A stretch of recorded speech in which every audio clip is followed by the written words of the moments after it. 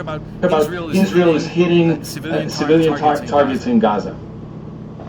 There are no civilian targets in Gaza. Gaza is itself a terrorist military structure because it is governed by Hamas. That is a terrorist military organization. And Hamas has put its terrorist military infrastructure all over Gaza. Their headquarters are in a hospital. There is no civilian infrastructure in Gaza. That's a media myth. It's designed to make it impossible for people to think. There is no civilian infrastructure in Gaza. Hamas is all. They're all over the tunnels of Gaza. The entire tunnel.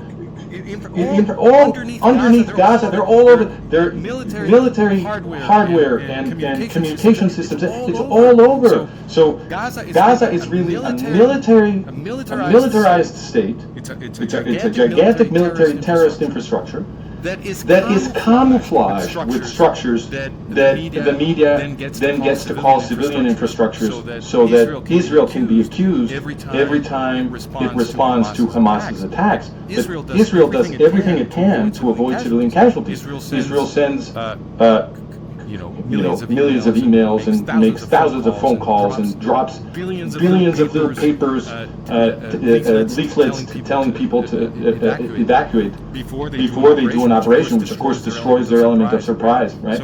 So this is who's oppressing the Gaza Palestinians?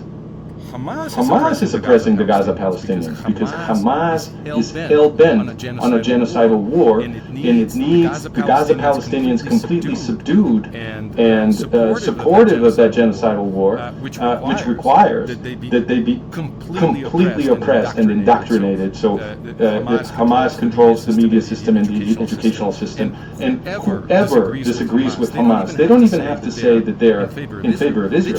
They just have to disagree with Hamas on anything. And they will immediately be considered Israeli collaborators, and people will knock on their door and murder them and their families.